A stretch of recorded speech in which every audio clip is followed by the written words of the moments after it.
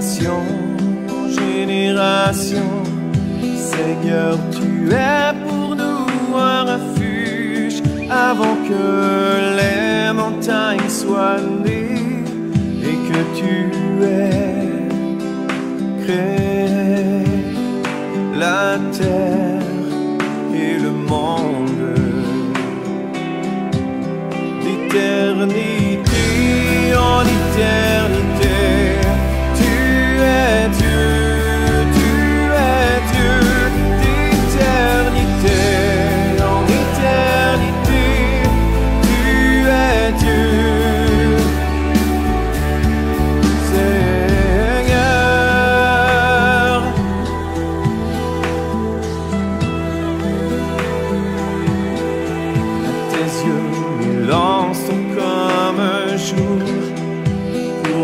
La vie passe comme l'herbe, rassasie-nous de ta bonté, et nous serons dans la joie et l'allégresse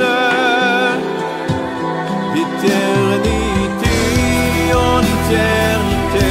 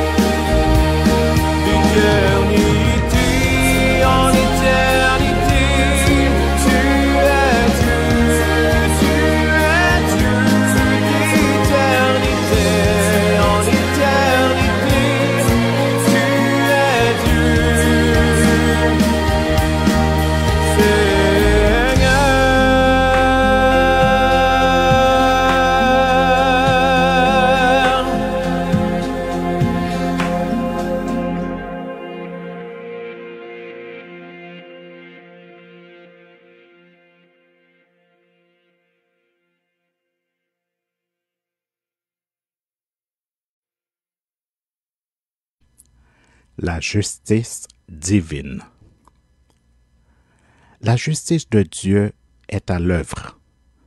Le bras puissant de l'Éternel notre Dieu est à l'œuvre, et son vengeur est parti pour venger les pauvres, les malheureux, les orphelins, les démunis, les victimes, les parias, les sans-abri, les moins que rien, les sans-espoir, bref, tous ceux et celles qui souffrent injustement.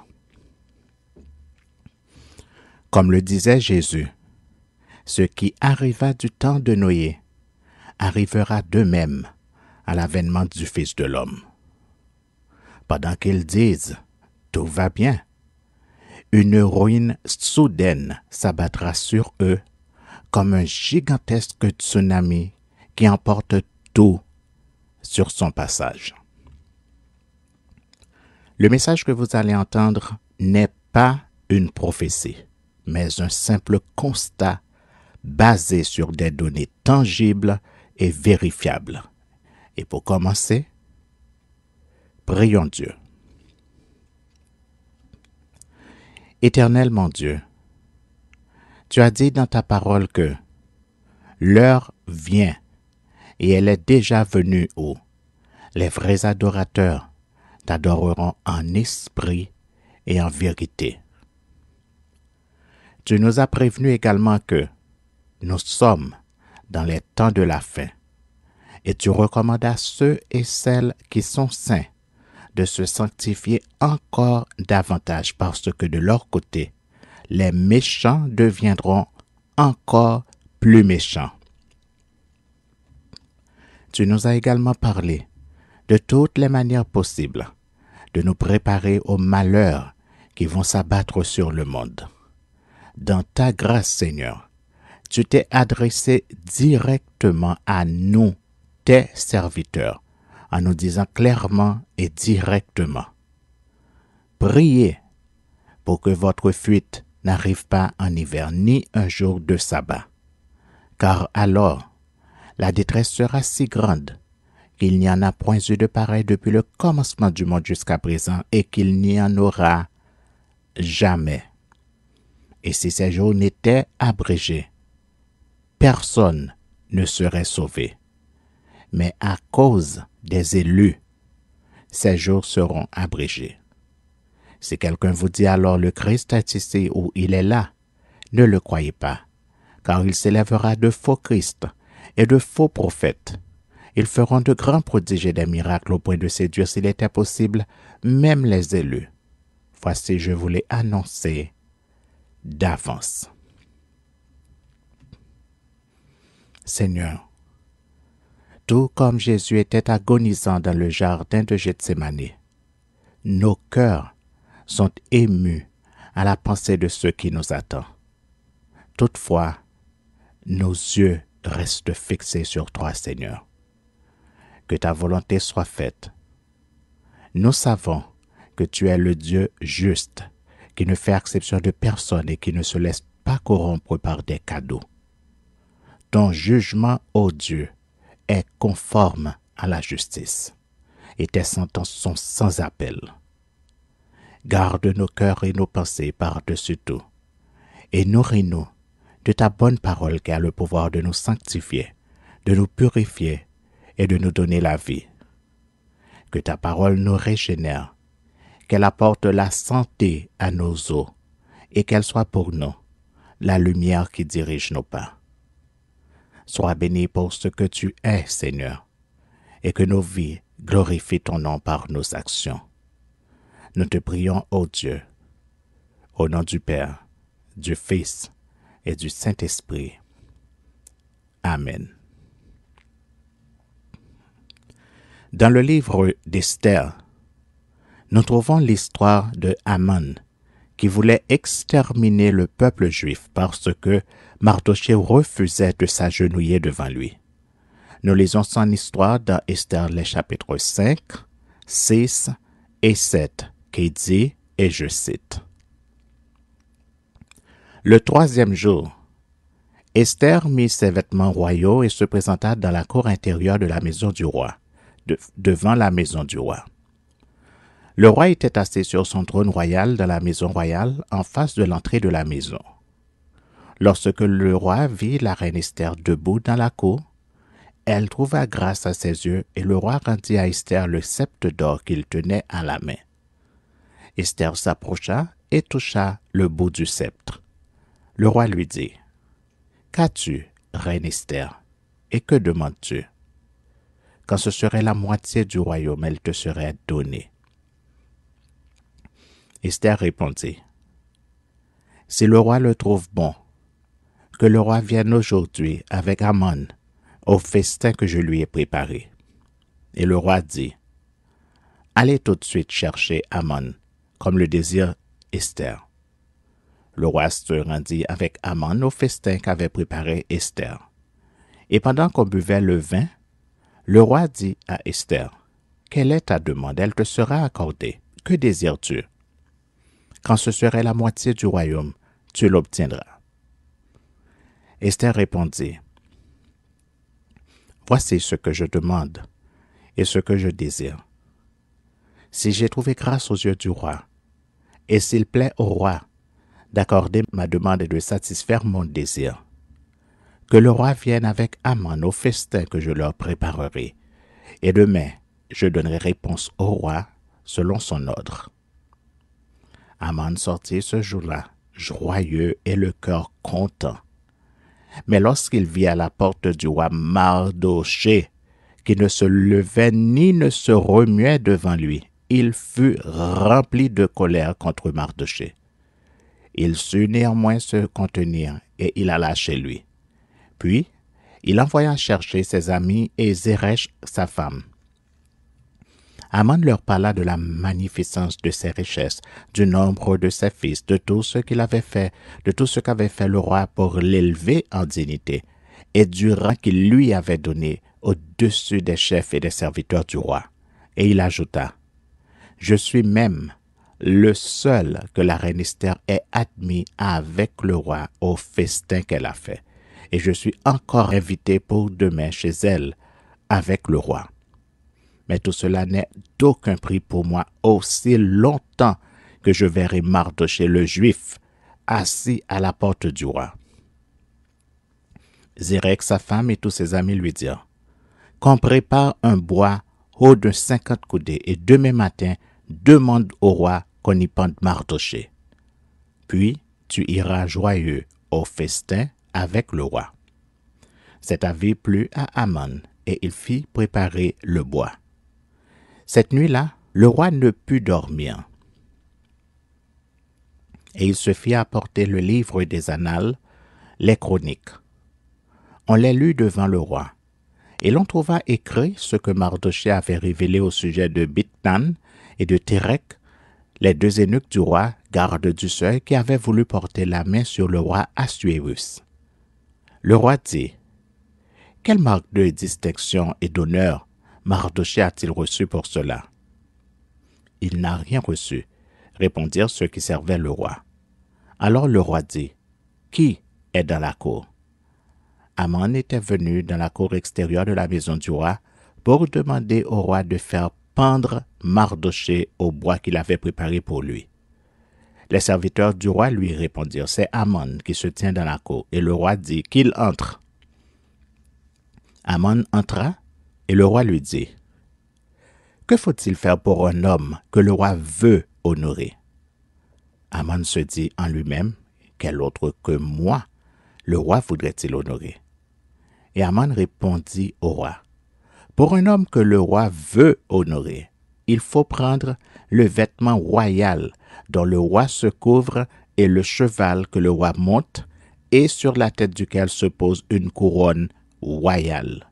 Remettre le vêtement et le cheval à l'un des principaux chefs du roi, puis revêtir l'homme que le roi veut honorer, le promener à cheval à travers toute la place de la ville et crier devant lui. C'est ainsi que l'on fait à l'homme que le roi veut honorer. » Le roi dit à Aman, « Prends tout de suite le vêtement et le cheval, comme tu l'as dit, et fais ainsi pour Mardochée le Juif, qui est assis à la porte du roi.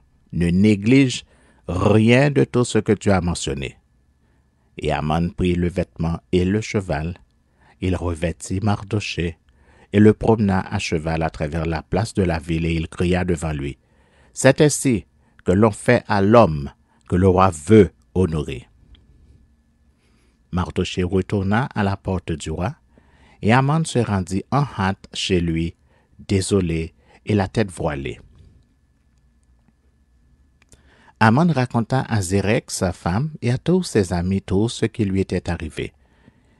Et ses sages et Zérek, sa femme, lui dirent, « Si Mardochée devant lequel tu as commencé de tomber est de la race des Juifs, tu ne pourras rien contre lui, mais tu tomberas devant lui. » Comme il lui parlait encore, les eunuques du roi arrivèrent et conduisirent aussitôt Aman au festin qu'Esther avait préparé. Le roi et Aman allèrent au festin chez la reine Esther. Ce second jour, le roi dit encore à Esther, pendant qu'on buvait le vin, « Quelle est ta demande, reine Esther? Elle te sera accordée. Que désires-tu? Quand ce serait la moitié du royaume, tu l'obtiendras. » La reine Esther répondit, « Si j'ai trouvé grâce à tes yeux, ô roi, et si le roi le trouve bon, accorde-moi la vie, voilà ma demande, et sauve mon peuple, voilà mon désir. Car nous sommes vendus, moi et mon peuple, pour être détruits, égorgés, anéantis. Encore si nous étions vendus pour devenir esclaves et servantes, je me tairais, mais l'ennemi ne saurait compenser le dommage fait au roi. Le roi Assuérus prit la parole et dit à la reine Esther, « Qui est-il et où est-il celui qui se propose d'agir ainsi ?» Esther répondit, « L'oppresseur, l'ennemi, c'est Haman, ce méchant-là. » Haman fut saisi de terreur en présence du roi et de la reine. Et le roi, dans sa colère, se leva et quitta le festin pour aller dans le jardin du palais. Haman resta pour demander grâce de la vie à la reine Esther, car il voyait bien que sa perte était arrêtée dans l'esprit du roi. Lorsque le roi revint du jardin du palais, dans la salle du festin, il vit Haman qui s'était précipité vers le lit sur lequel était Esther, et il dit, « Serait-ce encore pour faire violence à la reine chez moi dans le palais ?»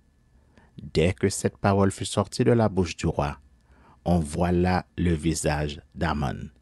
Et Harbona, l'un des eunuques, dit en présence du roi, « Voici, le bois préparé par Haman pour Mardochée, qui a parlé pour le bien du roi, est dressé dans la maison d'Haman à une hauteur de 50 coudées. » Le roi dit qu'on y pende Haman, et l'on pendit Haman au bois qu'il avait préparé pour Mardochée.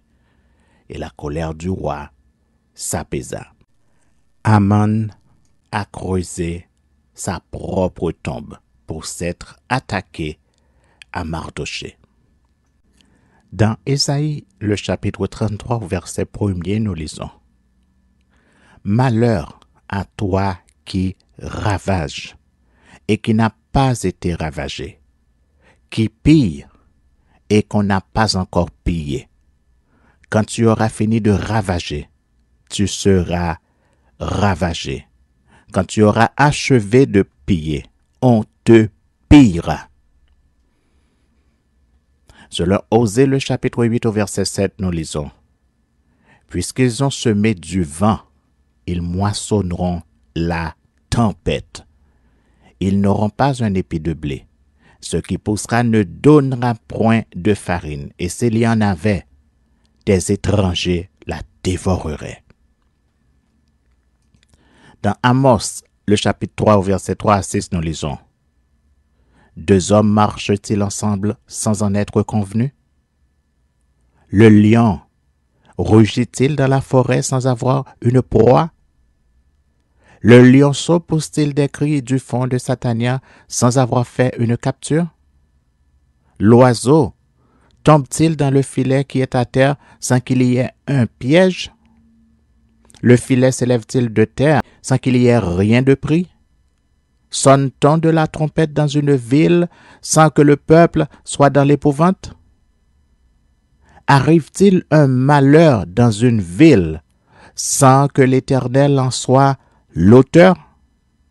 Car le Seigneur, l'Éternel, ne fait rien sans avoir révélé son secret à ses serviteurs, les prophètes. Le lion rugit qui ne serait effrayé. Le Seigneur, l'Éternel, parle. Qui ne prophétiserait?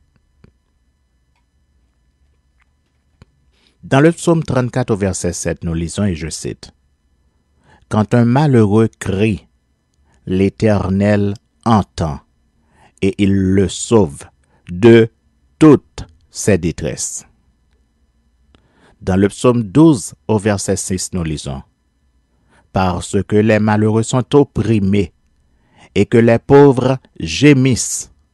Maintenant, dit l'Éternel, je me lève, j'apporte le salut à ceux contre qui l'on souffle. » Et dans Isaïe 33, le verset 10, nous lisons, « Maintenant, je me lèverai, dit l'Éternel. Maintenant, je serai exalté. Maintenant, je serai élevé. Vous avez conçu du foin. Vous enfanterez de la paille. Votre souffle, c'est un feu qui vous consommera. Les peuples seront des fournaises de chaux, des épines coupées qui brûlent dans le feu. » Dans un précédent message intitulé « Le Dieu des dieux » et sous-titré « Le libre arbitre », aux parties 14 et 15, nous avions vu que nous avons la liberté d'être bons ou mauvais, de faire le bien ou le mal, d'être bon ou méchant, d'être vrai ou d'être faux, d'être juste ou d'être injuste. Dans ce message, je vous ai également expliqué que ce qui compte, ce n'est pas le commencement, mais la fin, selon qu'il est écrit, et je cite dans Matthieu le chapitre 3 au verset 10. Déjà, la cognée est mise à la racine des arbres. Tout arbre donc qui ne produit pas de bons fruits sera coupé et jeté au feu. Et dans Matthieu 7, les versets 15 à 19, nous lisons: Gardez-vous des faux prophètes. Ils viennent à vous en vêtements de brebis, mais au-dedans, ce sont des loups ravisseurs. Vous les reconnaîtrez à leurs fruits. Cueille-t-on des raisins sur des épines ou des figues sur des chardons? Tout bon arbre porte de bons fruits, mais le mauvais arbre porte de mauvais fruits. Un bon arbre ne peut porter de mauvais fruits, ni un mauvais arbre porter de bons fruits. Tout arbre qui ne porte pas de bons fruits est coupé et jeté au feu. C'est donc à leurs fruits que vous les reconnaîtrez. Et dans notre message précédent intitulé « Une nuée de témoins », nous avions vu que Dieu voit tout et que rien n'échappe à l'œil de Dieu. Nous avons présenté en long et en large le jour de l'Éternel qui est également appelé le jour de la colère de Dieu. Si nous devions nous arrêter au texte que nous avions cité précédemment, nous aurions tendance à croire que nous, les vivants, qui sommes les victimes de l'oppression et des injustices des puissants de ce monde pourri, notre sort est le même que les morts qui nous ont précédés. Et je cite dans Luc 11, les versets 50 et 51, qui dit, et je commence avec le verset 49. La sagesse de Dieu a dit, « Je leur enverrai des prophètes et des apôtres. Ils tueront les uns et persécuteront les autres, afin qu'il soit demandé compte à cette génération du sang de tous les prophètes qui a été répandu depuis la création du monde, depuis le sang d'Abel jusqu'au sang de Zacharie, tué entre l'autel et le temple. Oui, je vous le dis, il en sera demandé compte à cette génération. » Et dans Matthieu le chapitre 23, les versets 29 à 36, nous lisons, et je cite, « Malheur à vous, scribes et pharisiens hypocrites, parce que vous bâtissez les tombeaux des prophètes et ornez les sépulcres des justes, et que vous dites, si nous avions vécu du temps de nos pères, nous ne nous serions pas joints à eux pour répandre le sang des prophètes. Vous témoignez ainsi contre vous-même que vous êtes les fils de ceux qui ont tué les prophètes. Comblez donc la mesure de nos pères. Serpents, race de vipères, comment échapperez-vous au châtiment de la géhenne? C'est pourquoi voici, je vous envoie des prophètes, des sages et des scribes. Vous tuerez et crucifierez les uns. Vous battrez de verge les autres dans vos synagogues, et vous les persécuterez de ville en ville, afin que retombe sur vous tout le sang innocent répandu sur la terre, depuis le sang d'Abel le juste, jusqu'au sang de Zacharie, fils de Bachari, que vous avez tué entre le temple et l'autel. Je vous le dis en vérité, tout cela retombera sur cette génération.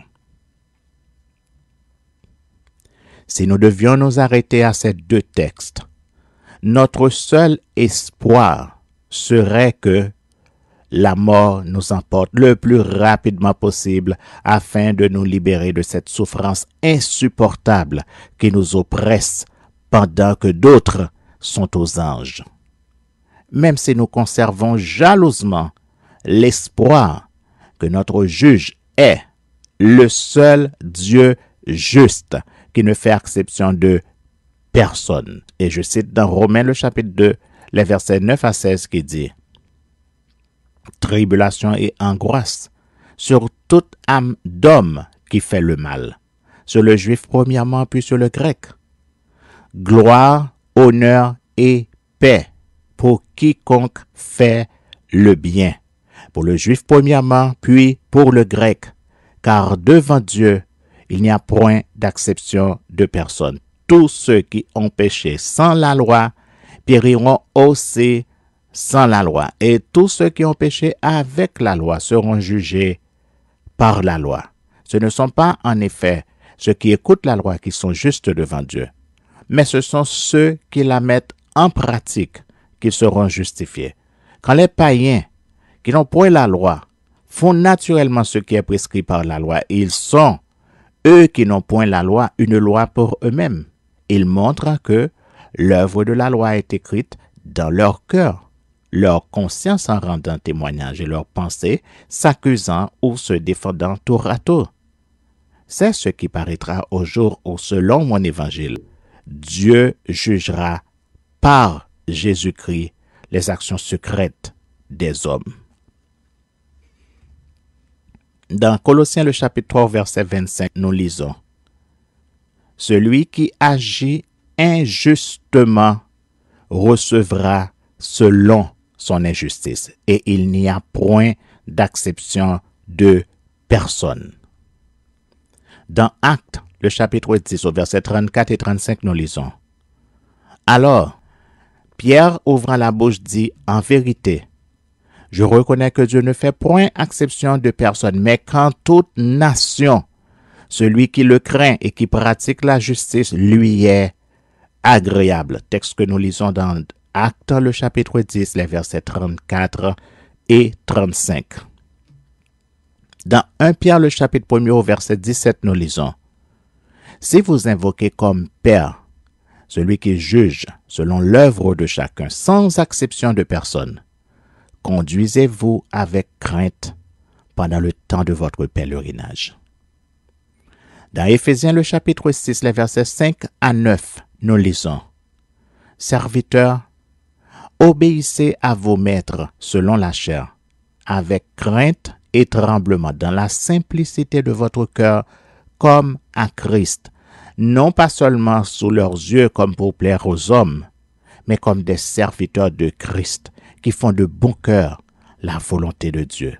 Servez-les avec empressement comme servant le Seigneur et non des hommes, sachant que chacun, soit esclave, soit libre, recevra du Seigneur selon ce qu'il aura fait de bien.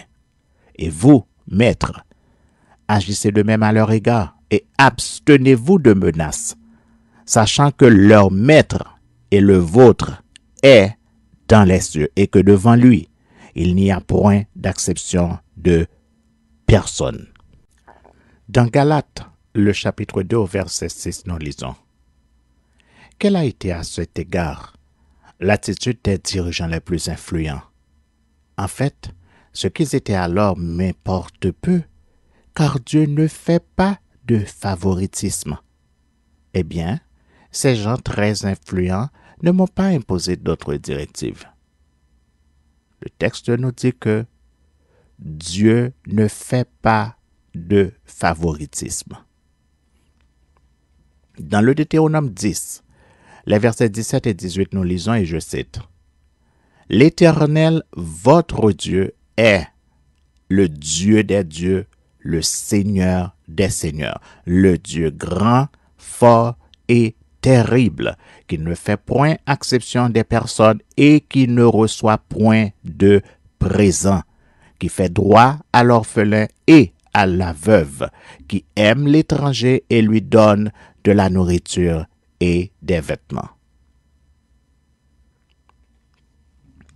Quand j'étais un enfant, on me disait à l'école que Haïti a des pays amis qui sont les États-Unis d'Amérique, le Canada et la France. Ensuite, on m'avait dit que nos pères étaient des esclaves venus d'Afrique. Quand j'ai grandi et que je suis devenu un homme, je n'ai pas cessé d'observer ces pays amis, et particulièrement les États-Unis et la France qui nous avaient colonisés. Voici ce que j'ai compris avec le temps, après avoir observé et compris l'état du monde. Haïti n'a pas d'amis et Haïti n'a jamais eu d'amis. Pourquoi? Parce que le monde est un monde esclavagiste et les Haïtiens sont farouchement opposés à toute forme d'esclavage et sans exception. Il faut croire que le peuple haïtien est né dans le seul but d'exterminer l'esclavage partout sur la planète Terre. En effet, non seulement immédiatement après l'indépendance d'Haïti en 1804, l'empereur Jean-Jacques Dessalines a offert de payer en or la libération de tous les esclaves qui étaient aux États-Unis d'Amérique, et il les a invités à venir vivre avec leur famille en Haïti, terre que l'empereur Jean-Jacques Dessalines avait surnommé le boulevard de la liberté des peuples. En effet, l'armée indigène haïtienne a effectivement et concrètement participé à toutes les guerres qui feront des îles de la Caraïbe des peuples libérés de l'esclavage. Que s'est-il passé par la suite? Les puissances colonialistes et esclavagistes de l'époque telles que le Portugal, l'Espagne, l'Angleterre, la France et les États-Unis ont juré. Ils ont juré de faire tout ce qui est en leur pouvoir afin de faire disparaître à jamais les Haïtiens, leurs exploits, leur fierté de nègres, ainsi que leur fierté de nation libre et indépendant. Et depuis 2002, le rêve du Canada est que les Nations Unies leur confient la tutelle d'Haïti, c'est-à-dire que Haïti devienne un pays sous tutelle gouverné par le Canada. Non seulement ils vont rêver longtemps, mais ils ne se réveilleront jamais de ce rêve. Si le Canada veut comprendre pourquoi cela n'arrivera jamais, ils n'ont qu'à fouiller dans les archives pour comprendre pourquoi les Américains ont quitté le sol haïtien après 25 ans d'occupation civile et militaire. Pourquoi aucun Haïtien n'a jamais appris l'anglais durant l'occupation américaine? Et pourquoi les Américains ne parlent jamais de ces 25 ans d'occupation d'Haïti? Pourquoi? Parce que la nouvelle Haïti qui venait de naître avait défié les plus grandes puissances colonialistes et esclavagistes de l'époque. Nous ne sommes pas là pour un cours d'histoire, alors venons-en au fait et allons droit au but. Suite au complot international contre Haïti pour faire disparaître les Haïtiens de cette terre, quand ils ont vu et constaté que nous sommes parmi les plus coriaces de la terre, ils ont décidé d'armer des mercenaires sous le couvert de gangsters afin de provoquer un bain de sang qui justifierait la mise sous tutelle du peuple le plus farouchement opposé à toute forme de colonialisme et d'esclavage.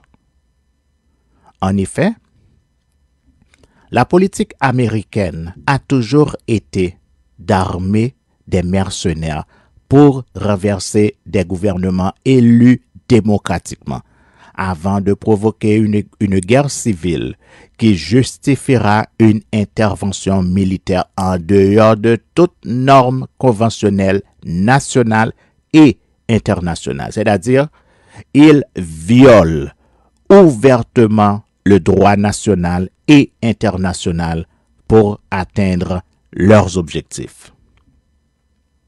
Les Américains voient le monde comme un marché qu'ils doivent conquérir à tout prix et par quels que soient les moyens, de gré ou de force. Malheureusement pour eux, Haïti est un peuple intrinsèquement différent de tous les autres peuples qui existent sur cette planète. Nous sommes tout simplement un peuple singulier. Si j'avais peur de mourir, je ne serais pas un évangéliste.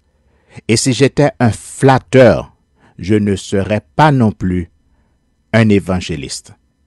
Si je plaisais encore aux hommes, je ne serais pas un évangéliste. Jovenel Moïse, le président haïtien, a été assassiné. Et il pense que les Haïtiens sont trop cons pour comprendre qui est derrière l'assassinat du président. Après l'assassinat du président, ils attendaient un bain de sang, un soulèvement populaire dans l'anarchie la plus totale et la plus meurtrière possible. Mais au lieu de cela, il y a eu un silence de cimetière pendant une semaine, comme si le peuple n'était pas certain s'il était réveillé ou s'il était dans un profond sommeil qui tourne au cauchemar. Et lentement, mais sûrement, le peuple, qui a déjà ébranlé le monde entier, se réveille avec les yeux rivés vers le ciel. Il en appelle à la justice divine. Et Dieu est obligé d'agir parce que si Dieu n'agit pas, le monde entier verra de ses yeux pourquoi le peuple haïtien est différent de tous les autres peuples. Personne ne peut donner des ordres à Dieu parce qu'il est le seul souverain et le seul qui n'a de compte à rendre à personne. Je vais citer pour vous les 3 textes de la Bible qui disent pourquoi Dieu va intervenir et rapidement. Je reprends pour vous le premier texte qui dit, et je cite dans le psaume 12, le verset 6. « Parce que les malheureux sont opprimés et que les pauvres gémissent. Maintenant, dit l'Éternel, je me lève, j'apporte le salut à ceux contre qui l'on souffle. » Voici ce que dit le deuxième texte. Nous le lisons dans le psaume 125, les versets 1 à 3.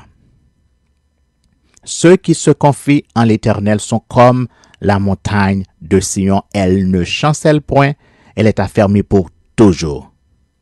Des montagnes entourent Jérusalem. Ainsi, l'Éternel entoure son peuple dès maintenant et à jamais, car le sceptre de la méchanceté ne restera pas sur le lot des justes, afin que les justes ne tendent pas les mains vers l'iniquité. » Le troisième texte que je vais citer est un exemple, et je cite dans 2 Rois, le chapitre 3, les versets 9 à 27 qui dit: « Le roi d'Israël, le roi de Juda et le roi d'Édom partirent, et après une marche de 7 jours, ils manquèrent d'eau pour l'armée et pour les bêtes qui la suivaient.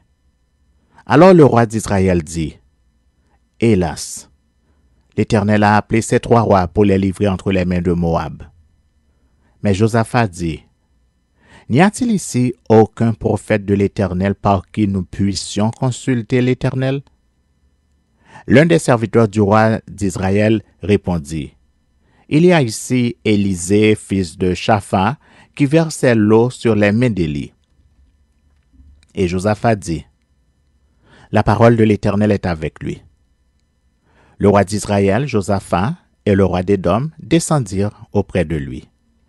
Élisée dit au roi d'Israël, « Qu'y a-t-il entre moi et toi? Va vers les prophètes de ton père et vers les prophètes de ta mère. » Et le roi d'Israël lui dit, « Non, car l'Éternel a appelé ces 3 rois pour les livrer entre les mains de Moab. » Élisée dit, « L'Éternel des armées dont je suis le serviteur est vivant. Si je n'avais égard à Josaphat, roi de Juda, je ne ferais aucune attention à toi et je ne te regarderais même pas. Maintenant, amène-moi un joueur de harpe. » Et comme le joueur de harpe jouait, la main de l'Éternel fut sur Élisée et il dit, « Ainsi parle l'Éternel. Faites dans cette vallée des fosses, car ainsi parle l'Éternel. Vous n'apercevrez point de vent et vous ne verrez point de pluie, et cette vallée se remplira d'eau et vous boirez, vous, vos troupeaux et votre bétail. Mais cela est peu de choses aux yeux de l'Éternel. Il livrera Moab entre vos mains. Vous frapperez toutes les villes fortes et toutes les villes d'élite. Vous abattrez tous les bons arbres, vous boucherez toutes les sources d'eau et vous ruinerez avec des pierres tous les meilleurs champs. » Or, le matin, au moment de la présentation de l'offrande, voici, l'eau arriva du chemin d'Édom et le pays fut rempli d'eau. Cependant, tous les Moabites ayant appris que les rois montaient pour les attaquer, on convoqua tous ceux en âge de porter les armes et même au-dessus.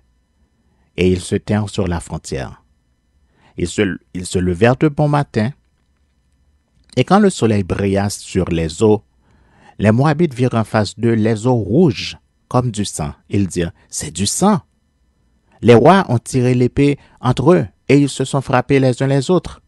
Maintenant Moabite au pillage. Et ils marchèrent contre le camp d'Israël.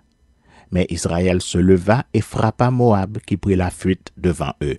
Ils pénétrèrent dans le pays et frappèrent Moab. Ils renversèrent les villes, ils jetèrent chacun des pierres dans tous les meilleurs champs et les en remplirent. Ils bouchèrent toutes les sources d'eau, et ils abattirent tous les bons arbres, et les frondeurs enveloppèrent se bâtirent qui Haréceth, dont on ne laissa que les pierres. Le roi de Moab, voyant qu'il avait le dessous dans le combat, prit avec lui 700 hommes, tirant l'épée, pour se frayer un passage jusqu'au roi d'Édom. Mais ils ne purent pas. Il prit alors son fils premier-né qui devait régner à sa place, et il l'offrit en holocauste sur la muraille. Et une grande indignation s'empara d'Israël, qui s'éloigna du roi de Moab et retourna dans son pays. Je reprends les versets 26 et 27. Le roi de Moab, voyant qu'il avait le dessous dans le combat, prit avec lui 700 hommes tirant l'épée pour se frayer un passage jusqu'au roi d'Édom, mais ils ne purent pas. Il prit alors son fils premier-né qui devait régner à sa place, et il l'offrit en holocauste sur la muraille. Et une grande indignation s'empara d'Israël, qui s'éloigna du roi de Moab et retourna dans son pays.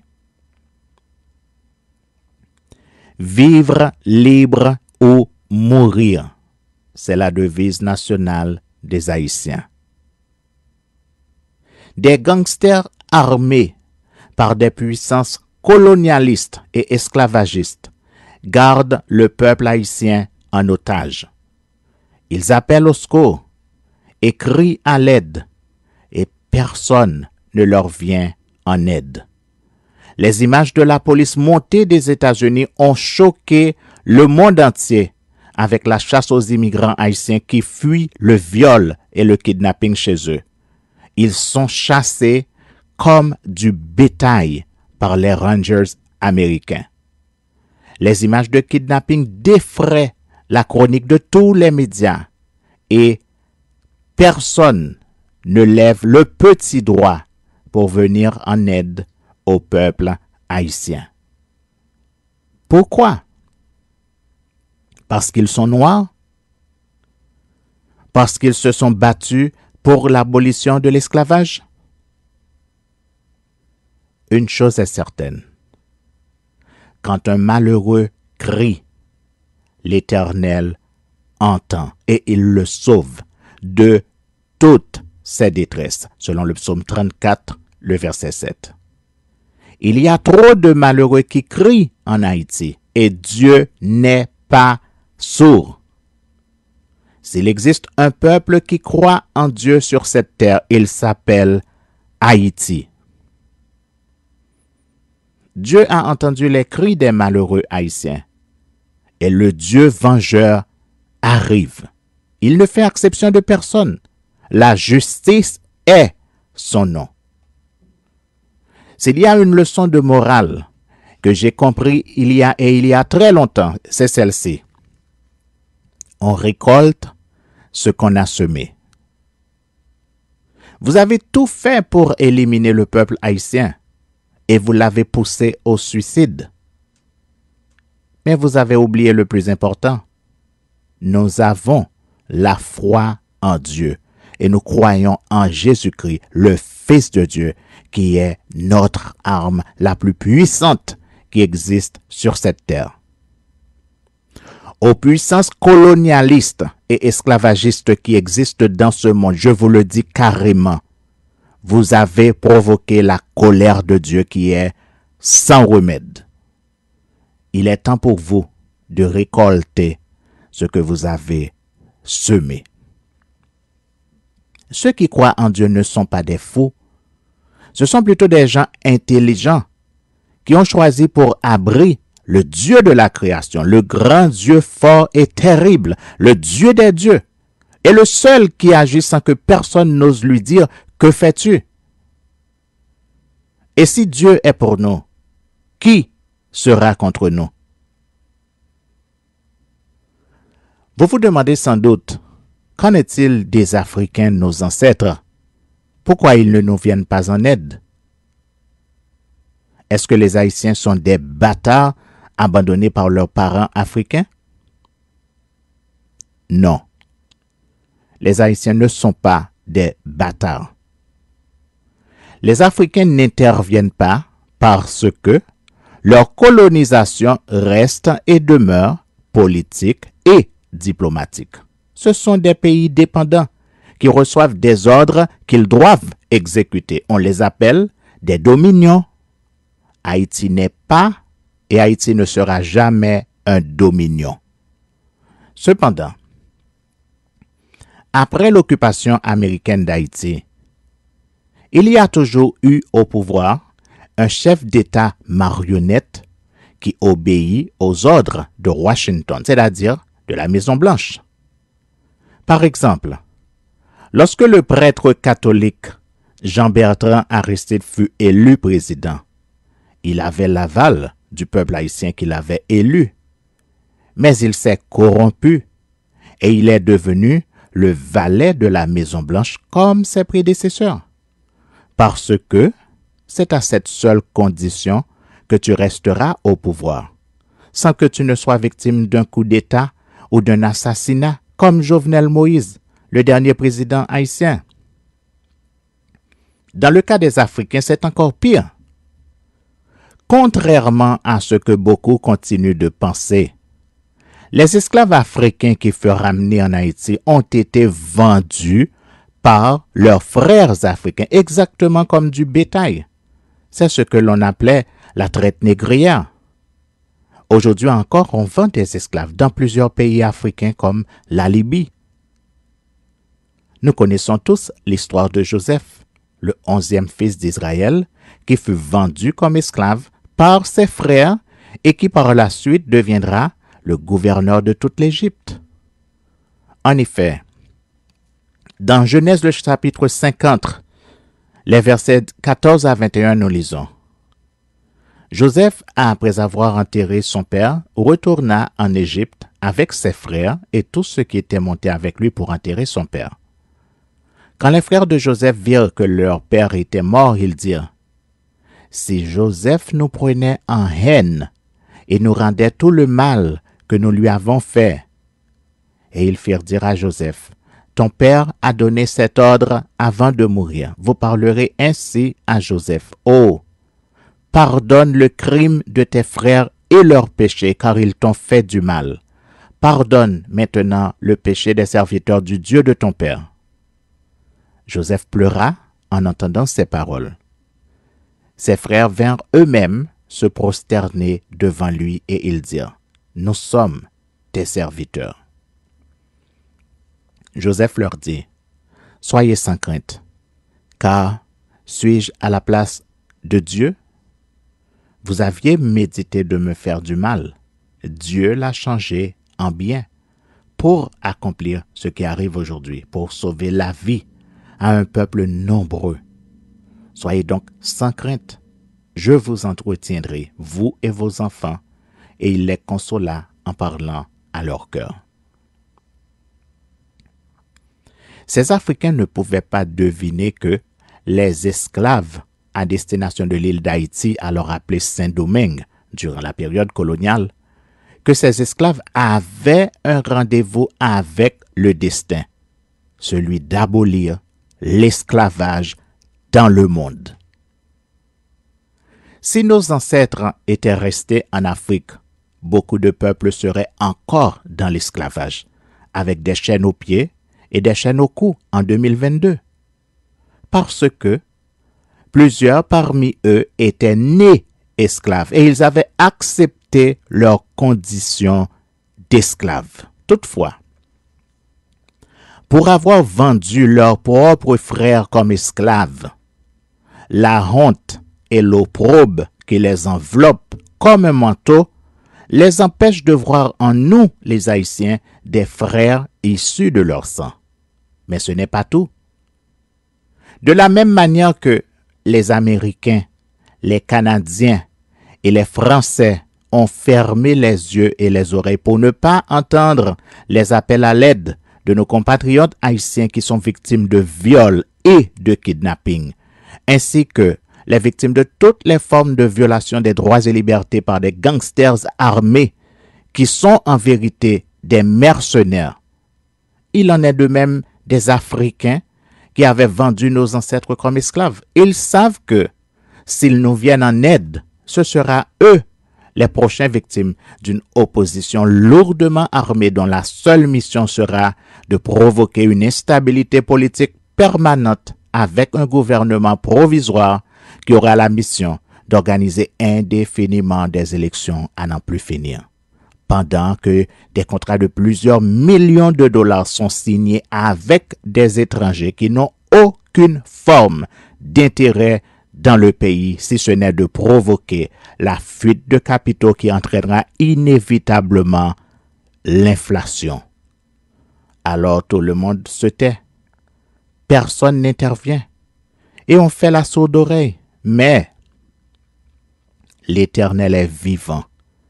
Et en vérité, il existe un Dieu pour les malheureux qui n'ont aucun espoir.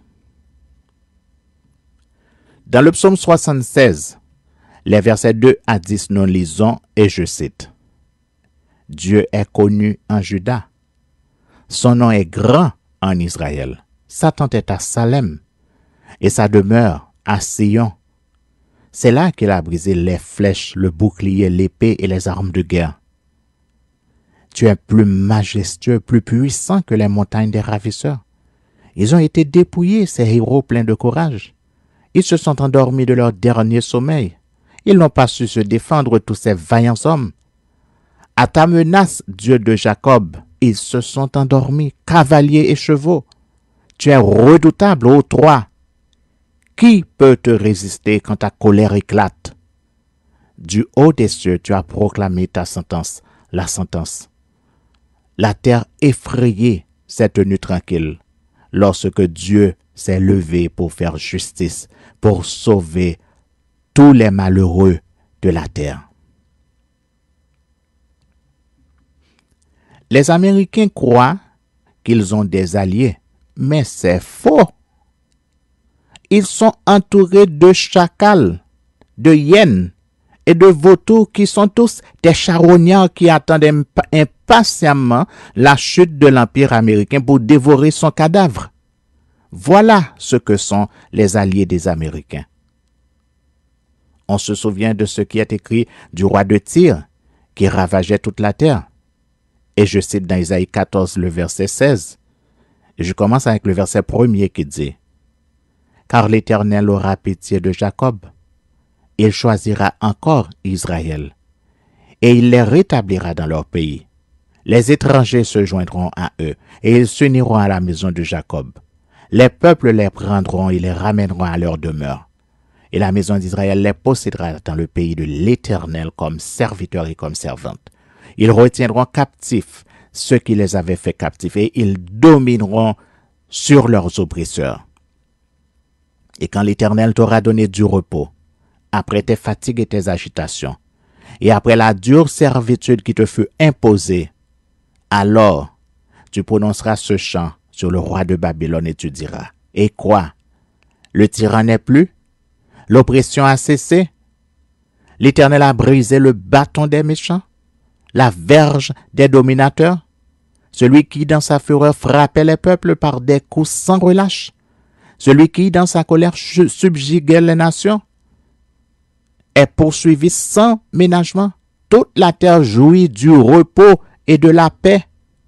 On éclate en chant d'allégresse. Les cyprès même, les cèdres du Liban se réjouissent de ta chute. Depuis que tu es tombé, personne ne monte pour nous abattre. Le séjour des morts s'émeut jusque dans ses profondeurs pour t'accueillir à ton arrivée. Il réveille devant toi les ombres, tous les grands de la terre. Il fait lever de leur trône tous les rois des nations. Tous prennent la parole pour te dire, toi aussi, tu es sans force comme nous. Tu es devenu semblable à nous. Ta magnificence est descendue dans le séjour des morts, avec le son de tes luttes. Sous toi est une couche de verre, et les vers sont ta couverture. Te voilà tombé du ciel, astre brillant, fils de l'aurore. Tu es abattu à terre, toi le vainqueur des nations. Tu disais en ton cœur, je monterai au ciel. J'élèverai mon trône au-dessus des étoiles de Dieu. Je m'assierai sur la montagne de l'assemblée à l'extrémité du septentrion. Je monterai sur le sommet des nues, je serai semblable au Très-Haut.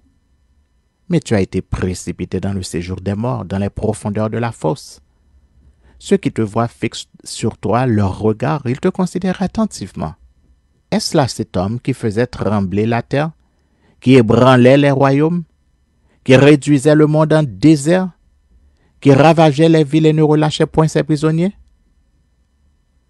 Tous les rois des nations, oui, tous reposent avec honneur, chacun dans son tombeau. Mais toi, tu as été jeté loin de ton sépulcre, comme un rameau qu'on dédaigne, comme une dépouille de gens tués à coups d'épée et précipités sur les pierres d'une fosse, comme un cadavre foulé aux pieds. Tu n'es pas réuni à eux dans le sépulcre, car tu as détruit ton pays, tu as fait périr ton peuple. On ne parlera plus jamais de la race des méchants. Préparez le massacre des fils à cause de l'iniquité de leur père. Qu'ils ne se relèvent pas pour conquérir la terre et remplir le monde d'ennemis.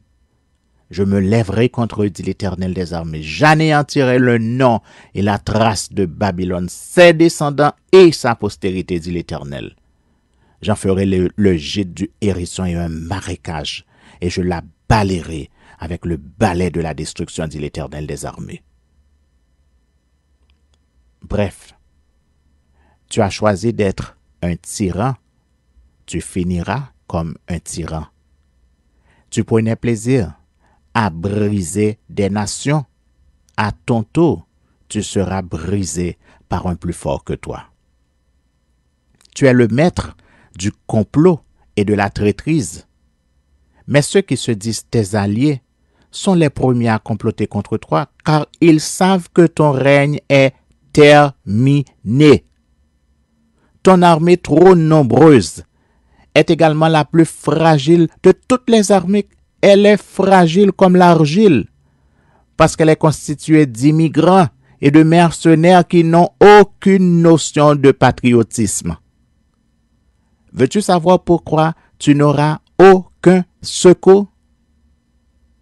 Parce qu'il est écrit, et je cite dans Proverbes le chapitre 21 au verset 13, « Celui qui ferme son oreille au cri du pauvre criera lui-même et n'aura point de réponse. Et il en sera de même de tes alliés. Le nom préféré de Dieu est l'Éternel des armées. Pourquoi? Parce que Dieu a toujours utilisé les bras de l'armée la plus puissante pour accomplir sa volonté. Ce qui signifie que l'armée est un instrument entre les mains de Dieu. En effet, David fut choisi comme roi pour accomplir la volonté de Dieu. Et je cite dans Acte 13, les versets 16 à 23 qui dit: Paul se leva et ayant fait signe de la main, il dit: Hommes israélites et vous qui craignez Dieu, écoutez. Le Dieu de ce peuple d'Israël a choisi nos pères. Il mit ce peuple en honneur pendant son séjour au pays d'Égypte, et il l'en fit sortir par son bras puissant. Il les nourrit près de 40 ans dans le désert. Et ayant détruit 7 nations au pays de Canaan, il leur en accorda le territoire comme propriété. Après cela, durant 450 ans environ, il leur donna des juges jusqu'au prophète Samuel. Ils demandèrent alors un roi, et Dieu leur donna pendant 40 ans Saül, fils de Kis de la tribu de Benjamin. Puis, l'ayant rejeté, il leur suscita pour roi David, auquel il a rendu ce témoignage. J'ai trouvé David, fils d'Isaïe, homme selon mon cœur qui accomplira toutes mes volontés. C'est de la postérité de David que Dieu, selon sa sagesse, a suscité à Israël un sauveur qui est Jésus.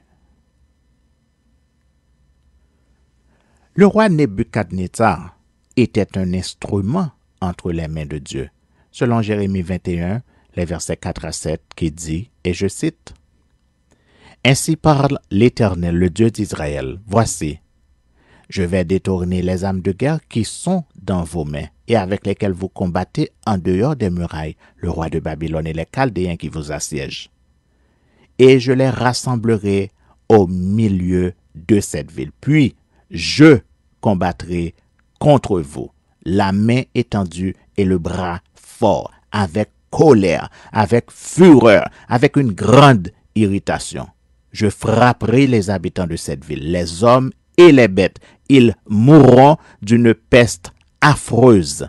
Après cela, dit l'Éternel, je livrerai Sédécias, roi de Juda, ses serviteurs, le peuple et ceux qui sont dans cette ville échapperont à la peste, à l'épée et à la famine. Je les livrerai entre les mains de Nebuchadnezzar, roi de Babylone, entre les mains de leurs ennemis, entre les mains de ceux qui en veulent à leur vie, et Nebuchadnezzar les frappera du tranchant de l'épée.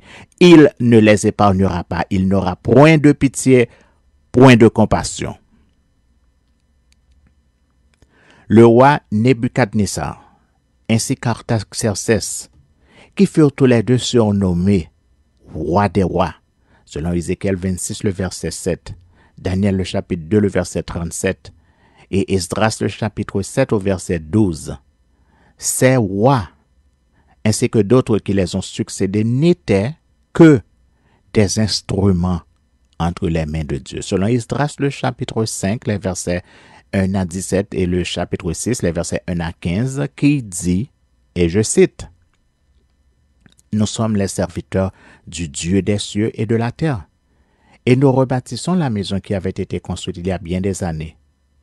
Un grand roi d'Israël l'avait bâtie et achevée. Mais après que nos pères eurent irrité le Dieu des cieux, il les livra entre les mains de Nebuchadnezzar, roi de Babylone, le Chaldéen, qui détruisit cette maison et emmena le peuple captif à Babylone. Toutefois, la première année de Cyrus, roi de Babylone, le roi Cyrus donna l'ordre de rebâtir cette maison de Dieu. Et même le roi Cyrus ôta du temple de Babylone les ustensiles d'or et d'argent de la maison de Dieu que Nebuchadnezzar avait enlevés du temple de Jérusalem et transportés dans le temple de Babylone. Il les fit remettre au nommé Sheshbatsar, qu'il établit gouverneur. Et il lui dit, « Prends ces ustensiles, va les déposer dans le temple de Jérusalem et que la maison de Dieu soit rebâtie sur le lieu où elle était. Ce Sheshbatsar est donc venu et il a posé les fondements de la maison de Dieu à Jérusalem. Depuis lors jusqu'à présent, elle se construit et elle n'est pas achevée. Maintenant, si le roi le trouve bon, que l'on fasse des recherches dans la maison des trésors du roi à Babylone pour voir s'il y a eu de la part du roi Cyrus un ordre donné pour la construction de cette maison de Dieu à Jérusalem, puis que le roi nous transmette sa volonté sur cet objet. Alors, le roi Darius donna ordre de faire des recherches dans la maison des archives où l'on déposait les trésors à Babylone. Et l'on trouva à Ashmeta, capitale de la province de Médie, un rouleau sur lequel était écrit le mémoire suivant. La première année du roi Cyrus, le roi Cyrus a donné cet ordre au sujet de la maison de Dieu à Jérusalem. Que la maison soit rebâtie pour être un lieu où l'on offre des sacrifices et qu'elle ait des solides fondements. Elle aura 60 coudées de hauteur, 60 coudées de largeur, 3 rangées de pierres de taille et une rangée de bois neuf. Les frais seront payés par la maison du roi. De plus, les ustensiles d'or et d'argent de la maison de Dieu que Nebuchadnezzar avait enlevés du temple de Jérusalem et transportés à Babylone seront rendus, transportés au temple de Jérusalem à la place où ils étaient et déposés dans la maison de Dieu. Maintenant, Tatnaï, gouverneur de l'autre côté du fleuve, Shethar-Boznaï et vos collègues d'Arphaxad, qui demeuraient de l'autre côté du fleuve, tenez-vous loin de ce lieu. Laissez continuer les travaux de cette maison de Dieu que le gouverneur des Juifs et les anciens des Juifs la rebâtissent sur l'emplacement qu'elle occupait. Voici l'ordre que je donne touchant ce que vous aurez à faire à l'égard de ces anciens des Juifs pour la construction de cette maison de Dieu. Les frais pris sur les biens du roi provenant des tribus de l'autre côté du fleuve seront exactement payés à ces hommes afin qu'il n'y ait pas d'interruption. Les choses nécessaires pour les holocaustes du Dieu des cieux, jeunes taureaux, béliers et agneaux, froment, sel, vin et l'huile, seront livrés sur leur demande aux sacrificateurs de Jérusalem jour par jour et sans manquer, afin qu'ils offrent des sacrifices de bonne odeur au Dieu des cieux et qu'ils prient pour la vie du roi et de ses fils. Et voici l'ordre que je donne touchant quiconque transgressera cette parole. On arrachera de sa maison une pièce de bois, on la dressera pour qu'il y soit attaché et l'on fera de sa maison un tas d'immondices. Que le Dieu qui fait résider en ce lieu son nom renverse tout roi et tout peuple qui étendrait la main pour transgresser ma parole, pour détruire cette maison de Dieu à Jérusalem. Moi, Darius, j'ai donné cet ordre qu'il soit ponctuellement exécuté. Tatnaï, gouverneur de l'autre côté du fleuve, Shethar-Boznaï et leurs collègues se conformèrent ponctuellement à cet ordre que leur envoya le roi Darius. Et les anciens des Juifs bâtirent avec succès selon les prophéties d'Agé le prophète et de Zacharie, fils d'Iddo. Ils bâtirent et achevèrent d'après l'ordre du Dieu d'Israël et d'après l'ordre de Cyrus, de Darius et d'Artaxerxès, roi de Perse. La maison fut achevée le 3e jour du mois d'Adar. C'est la 6e année du règne du roi Darius. Selon Jacques le chapitre 5 au verset 4, l'Éternel est le Seigneur des armées et il est le Dieu des armées, selon Jérémie 38 le verset 17 et Amos 5 le verset 16, en plus du fait que Dieu a son propre armée, selon Josué 5 les versets 13 à 15 qui dit, et je cite, « Comme Josué était près de Jéricho, il leva les yeux et regarda, voici, un homme se tenait debout devant lui, son épée nue dans la main. Il alla vers lui et lui dit, « Es-tu des nôtres ou de nos ennemis ?» Il répondit, « Non, mais je suis le chef de l'armée de l'Éternel. J'arrive maintenant. » Josué tomba le visage contre terre, se prosterna et lui dit, « Qu'est-ce que mon Seigneur dit à son serviteur ?» Et le chef de l'armée de l'Éternel dit à Josué, « Ôte tes souliers de tes pieds, car le lieu sur lequel tu te tiens est saint. » Et Josué fit ainsi. Et c'est cette armée qui a vaincu Satan durant sa rébellion dans le ciel, selon Apocalypse 12, les versets 7 à 9.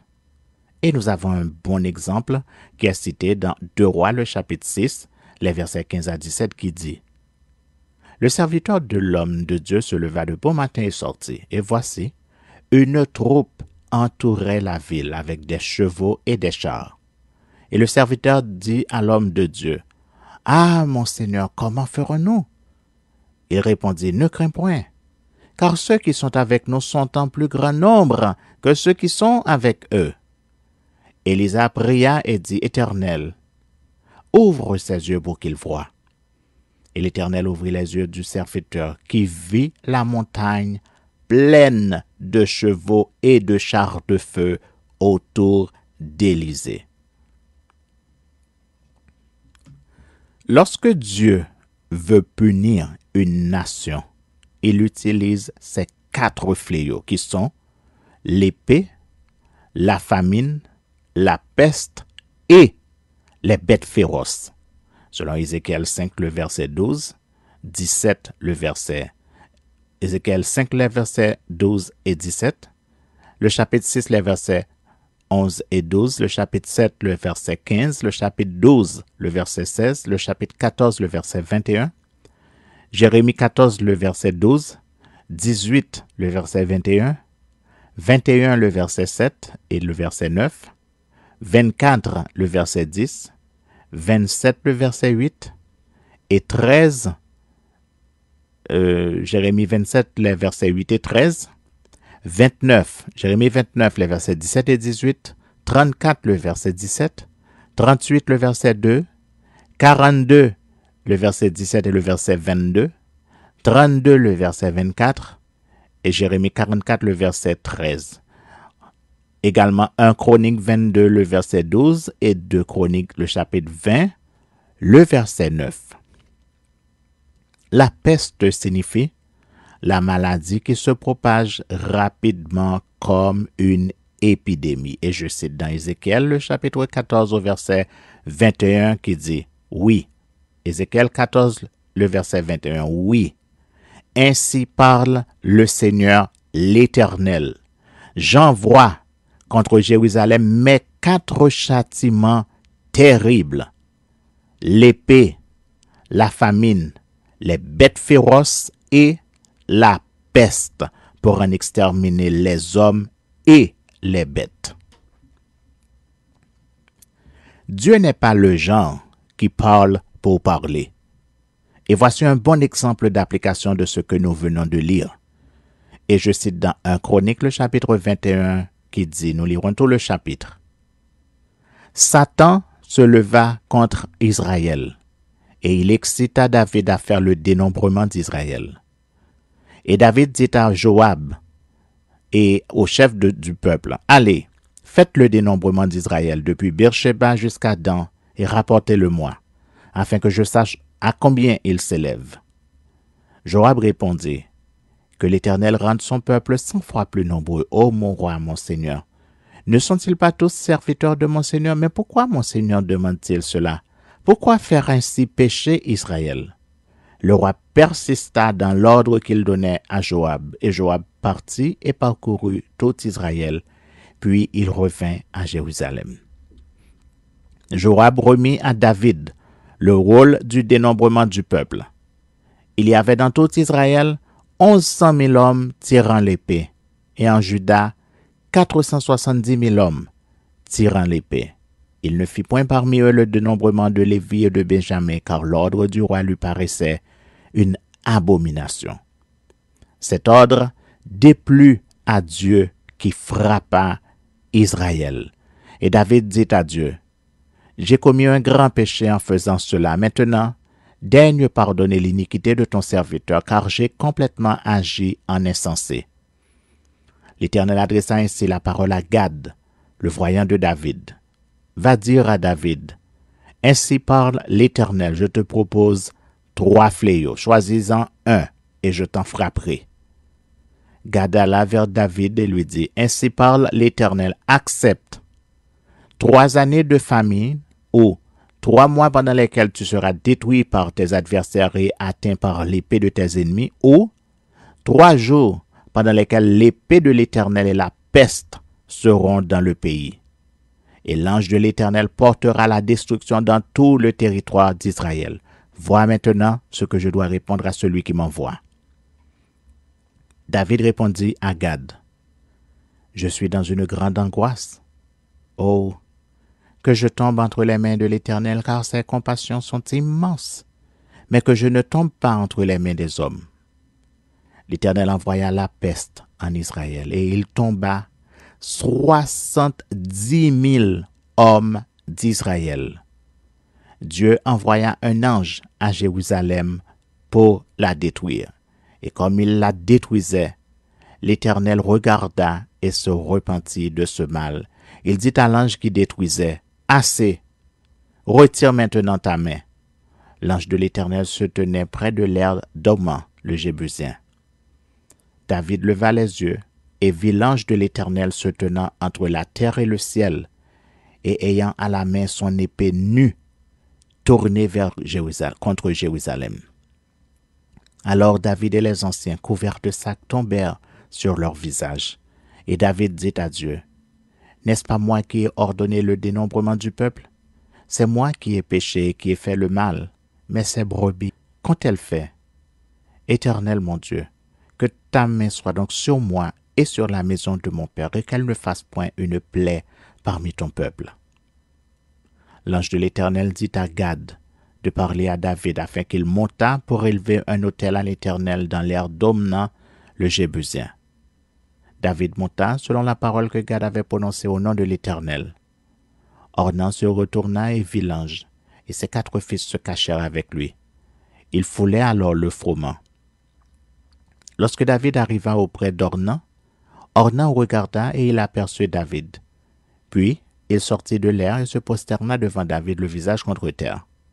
David dit à Ornan, « Cède-moi l'emplacement de l'air pour que j'y bâtisse un autel à l'Éternel. Cède-le-moi contre sa valeur en argent, afin que la plaie se retire de dessus le peuple. » Ornan répondit à David, « Prends-le, et que mon seigneur le roi fasse ce qui lui semblera bon. Vois, je donne les bœufs pour l'holocauste, les chars pour le bois et le froment pour l'offrande. Je donne tout cela. » Mais le roi David dit à Ornan, « Non, je veux l'acheter contre sa valeur en argent, car je ne présenterai point à l'Éternel ce qui est à toi, et je n'offrirai point un holocauste qui ne me coûte rien. » Et David donna à Ornan 600 cycles d'or pour l'emplacement.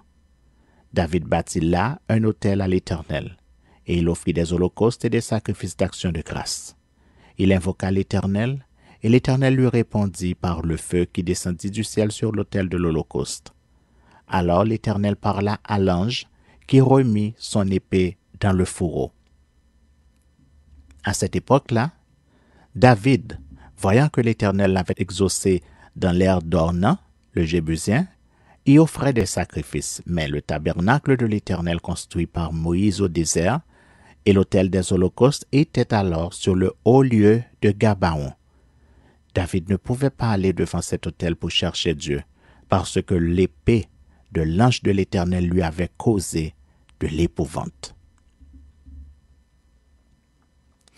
Et il y a 2 autres châtiments que Dieu n'utilise pas souvent. Il s'agit de la déportation ou de l'exil, selon Ézéchiel le chapitre 5, le verset 12. Suite à ce que nous venons de lire, croyez-vous que c'est un pur hasard si le COVID-19 a fait plus de morts aux États-Unis que dans le reste du monde? Je cite pour vous. Les USA viennent en tête de liste avec, écoutez bien, 79 636 373 cas d'infection et 971 043 décès. Et nous parlons de statistiques qui datent du 16 novembre 2021. Des statistiques qui sont disponibles sur Wikipédia au www.en.wikipedia.org/wiki/template COVID-19 _ pandemic_data. La guerre sonne à la porte des Américains et tous les prophètes du monde nous disent: préparez-vous pour la famine qui s'en vient. Je reprends. Les Américains viennent de passer en tête de liste parmi le pays où le COVID a fait le plus de victimes. Maintenant, la guerre frappe à leur porte. Et les prophètes du monde entier annoncent une grande famine qui s'en vient. Qu'est-ce que ça veut dire? Ça veut dire que le jugement de Dieu a commencé et il ne s'arrêtera pas. Pourquoi les États-Unis? Venons-en au fait et considérons attentivement le bilan de l'impérialisme américain. Premièrement, plusieurs invasions injustifiées de pays dans le seul but de piller les richesses et les ressources du pays avant de l'abandonner à des gangsters et des terroristes. Par exemple, après l'occupation d'Haïti par les Américains, ils ont emporté avec eux toute la réserve de la Banque nationale, laissant les coffres vides comme de vrais braqueurs de banque. Et depuis cette expérience, tous les moyens et tous les prétextes sont bons pour les Américains d'envahir des pays afin de piller le trésor public de ces nations ainsi que leurs ressources naturelles. Deuxième raison, démantèlement, division et séparation de pays dans le seul but de les affaiblir militairement et politiquement. Par exemple, l'ex-République fédérale socialiste de Yougoslavie, créée en 1945 avec Tito au pouvoir jusqu'en 1980, ainsi que l'ex-Union soviétique, l'Union des républiques socialistes soviétiques, anciennement appelée URSS, créée en 1922 et qui fut dissous en 1991, la même année que la dissolution de la République fédérale socialiste de Yougoslavie, avec Mikhail Gorbatchev, qui était au pouvoir avant sa dissolution. L'URSS était le plus vaste État du monde. Troisième raison, chaque invasion américaine a toujours le même objectif: créer un climat de peur généralisé par ce qu'on appelle la dialectique des armes, contrairement à la règle diplomatique qui veut que l'arme de la dialectique doit toujours primer. Eux, ils font le contraire. Eux, c'est la dialectique des armes, pas l'arme de la dialectique, mais plutôt la dialectique des armes. En d'autres termes, quand il est question de, c'est les armes qui parlent. Comme le disait, je ne sais plus qui, le pouvoir se tient au bout du fusil. Un autre l'avait dit, et c'est exactement la politique américaine. Voici une liste de pays que les Américains ont bombardés avant de leur imposer leur dictature, pendant qu'ils veulent faire croire au monde entier qu'ils sont les défenseurs de la démocratie. La liste est longue et écoutez bien les noms de ces pays. Premièrement, la Corée et la Chine. Cette guerre était connue sous le nom de la guerre de Corée, qui a duré entre 1950 à 1953. Ensuite, le Guatemala en 1954. Ensuite, l'Indonésie en 1958. Cuba entre 1959 et 1961. Le Guatemala une deuxième fois en 1960. Le Congo en 1964. Laos entre 1964 et 1973. Le Vietnam entre 1961 et 1973. Le Cambodge entre 1969 et 1970. Le Guatemala pour une troisième fois entre 1967 et 1969. La Grenade en 1983. Le Liban et la Syrie entre 1983 et 1984. La Libye en 1986. Le Salvador dans les années 80. Le Nicaragua dans les années 80. l'Iran en 1987, le Panama en 1989, l'Irak en 1991 que l'on appelait la guerre du Golfe, le Koweït en 1991, la Somalie en 1993, la Bosnie entre 1994 et 1995, le Soudan en 1998, l'Afghanistan en 1998, la Yougoslavie en 1999, alors on parle de la Yougoslavie de Slobodan Milosevic, le Yémen en 2002, l'Irak une deuxième fois entre 1991 et 2003, et cette fois, les Américains auront avec lui l'Angleterre comme allié. L'Irak une troisième fois entre 2003 et 2015. L'Afghanistan une deuxième fois entre 2001 et 2015. Le Pakistan entre 2007 et 2015. La Somalie pour une deuxième fois entre 2007, 2008 et 2011. Le Yémen une deuxième fois entre 2009 et 2011. La Libye une deuxième fois entre 2011 et 2015. La Syrie une deuxième fois entre 2014 et 2015. Et vous pouvez consulter cette liste sur le titre USA Bombing List de Democracy World Tower, la liste des bombardements américains, la tournée de la démocratie dans le monde.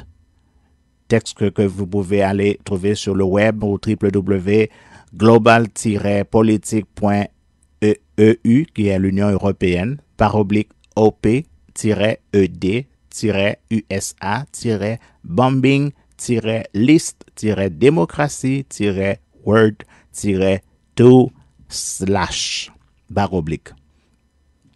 Comme vous pouvez le constater, la liste s'arrête à 2015. Et nous sommes en 2022. On continue avec le bilan de la politique américaine qui veut imposer sa suprématie au monde entier.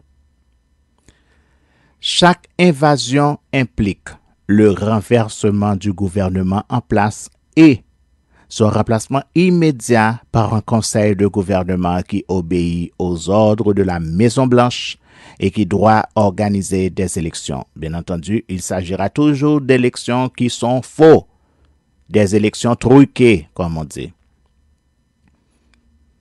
Cinquième raison, les opposants au régime sont physiquement éliminés d'une manière ou d'une autre.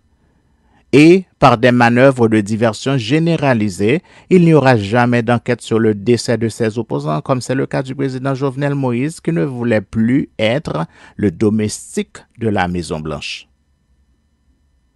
Sixième raison, créer une opposition qui sera utilisée comme moyen de pression sur le gouvernement en place. Par exemple, Guy Philippe, l'ex-officier de police et ex-agent de la CIA, fut utilisé pour renverser l'ex-président Jean-Bertrand Aristide, et ce, comme un vulgaire mercenaire.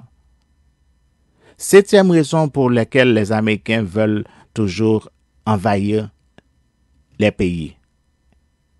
Septième raison, pour contrôler le marché et faire du pays occupé un consommateur exclusif des produits américains, ce qui, on le sait, entraînera inévitablement la fuite massive de capitaux qui, certainement, se terminera par une inflation.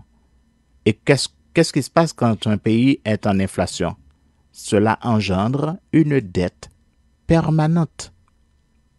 Car c'est la seule façon d'en sortir. Vous allez emprunter et vous ne serez jamais capable de rembourser cette dette.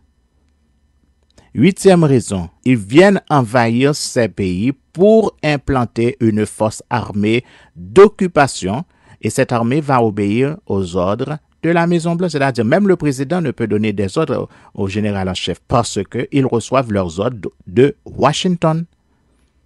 Neuvième raison,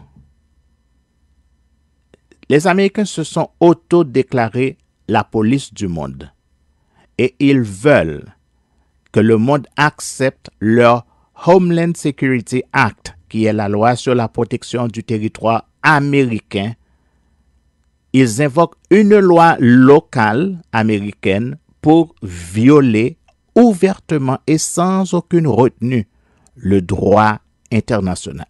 Par exemple, leur Homeland Security Act leur confère le droit d'attaquer n'importe quelle nation s'ils se sentent menacés par cette nation qui leur est hostile. Et c'est à ce titre qu'ils avaient bombardé l'Irak, et particulièrement Bagdad, ainsi que l'Afghanistan. Qu'est-ce que cela signifie? Cela signifie que la Corée du Nord, qui n'arrête pas de les narguer ouvertement, au vu et au su de tout le monde, la Corée du Nord n'est pas une menace pour eux. Je présume que ce doit être parce que la Corée du Nord est leur bébé chéri et leur meilleur allié. Non? Parce que la Corée du Nord est prête pour la guerre? Ce doit être ça la bonne réponse. En effet, non seulement la Corée du Nord cherche la guerre, mais ils veulent la guerre. Et cela suffit pour effrayer les Américains, d'après le maxime qui dit « Si tu veux la paix, prépare la guerre ». Une fois de plus, la liste n'est pas exhaustive. Cette politique américaine a connu beaucoup de succès un peu partout dans le monde, mais elle ne fonctionne pas chez les peuples qui ont gardé leur dignité d'hommes libres et qui refusent d'être des sous-hommes. Par exemple, Haïti reste et demeure le défi numéro 1 des États-Unis. Vous vous demandez peut-être, comment c'est possible? Comment ils font ça au vu et au su de tout le monde? Et pourquoi les Nations Unies ne font rien et ne disent rien? Comment? Comment? Ils utilisent la corruption, étant eux-mêmes menteurs et corrompus. Et je viens de le dire. Il existe une race de sous-hommes qui se nourrit de miettes, comme les charognards. Une race qui absorbe tout ce que l'autre a craché comme déchets. Et c'est précisément ce qui fait d'eux des sous-hommes. On les appelle les alliés des Américains. Ce qui signifie que, après chaque invasion, les Américains emportent avec eux la part du lion et les alliés ramassent les miettes.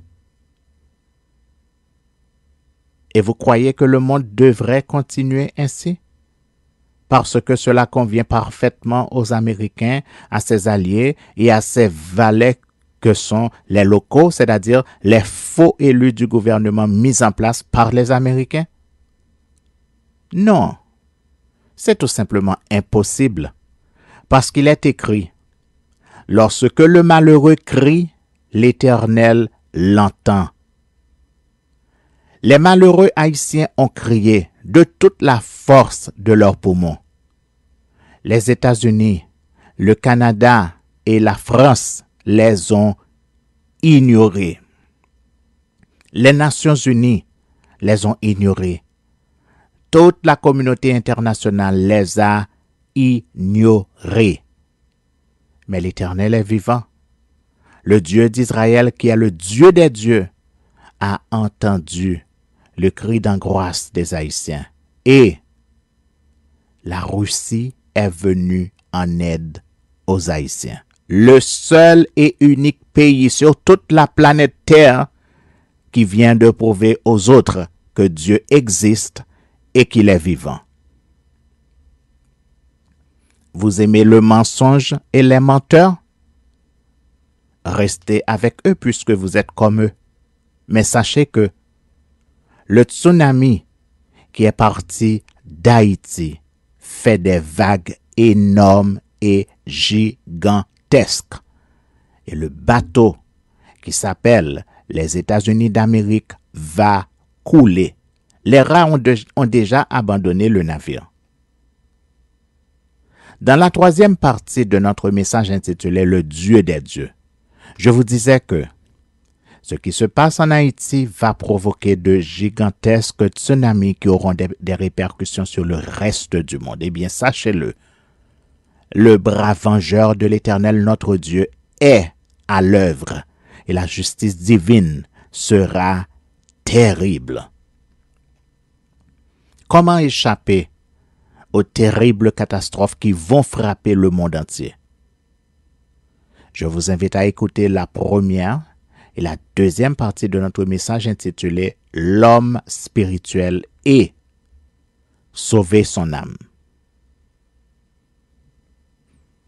Prions Dieu. Éternel mon Dieu, d'éternité en éternité, tu es Dieu. Tu domines sur la terre, tu domines sur les rois, tu domines sur le monde. Tu étais sur ton trône durant le déluge et rien n'échappe à ton œil selon qu'il est écrit. Voici, il ne sommeille ni ne dort, celui qui garde Israël. Nous savons, Seigneur Dieu, que celui qui te craint possède un appui ferme et ses enfants ont un refuge auprès de toi. Nous savons également que la crainte de l'Éternel est une source de vie pour détourner des pièges de la mort. Nos yeux sont rivés sur toi, Seigneur. Ceux qui souffrent, ceux qui pleurent, ceux qui n'ont plus d'espoir attendent ta délivrance. Nous savons, Seigneur, que nous sommes environnés de méchants, mais nous avons confiance en toi. Et c'est avec assurance que nous pouvons dire, à l'instar de ton serviteur David, des cris de triomphe et de salut s'élèvent dans les tentes des justes. La droite de l'Éternel manifeste sa puissance. La droite de l'Éternel est élevée. La droite de l'Éternel manifeste sa puissance. Je ne mourrai pas, je vivrai et je raconterai les œuvres de l'Éternel. L'Éternel m'a châtié, mais il ne m'a pas livré à la mort. Ouvrez-moi les portes de la justice. J'entrerai, je louerai l'Éternel. Voici, la porte de l'Éternel, c'est par elle qu'entrent les justes. Je te loue parce que tu m'as exaucé, parce que tu m'as sauvé. Dieu bon, Dieu grand, Dieu miséricordieux, viens en aide à ceux qui se confient en toi, car ils attendent ton secours qui ne manque jamais dans la détresse. Que ton nom soit glorifié sur la terre comme au ciel, que ton règne vienne et que ta volonté soit faite. Nous te prions, Seigneur, de pardonner nos péchés et nos iniquités. Nous te prions de nous accorder la grâce de demeurer fidèles à ton service et la grâce de persévérer dans la prière et dans la foi jusqu'à la fin. Nous te prions, Seigneur Dieu, au nom puissant de notre Seigneur et Sauveur Jésus-Christ, ton Fils. À lui soit la gloire, l'honneur et la puissance au siècle des siècles. Amen. Recevons la bénédiction. Que le Dieu de paix, qui a ramené d'entre les morts le grand pasteur des brebis par le sang d'une alliance éternelle, notre Seigneur Jésus, vous rende capable de toute bonne œuvre pour l'accomplissement de sa volonté, fasse en vous ce qui lui est agréable par Jésus-Christ, auquel soit la gloire au siècle des siècles. Amen. C'était avec vous votre frère Charles-Marc Jean Ulrich qui vous dit au revoir et à la prochaine pour un autre message.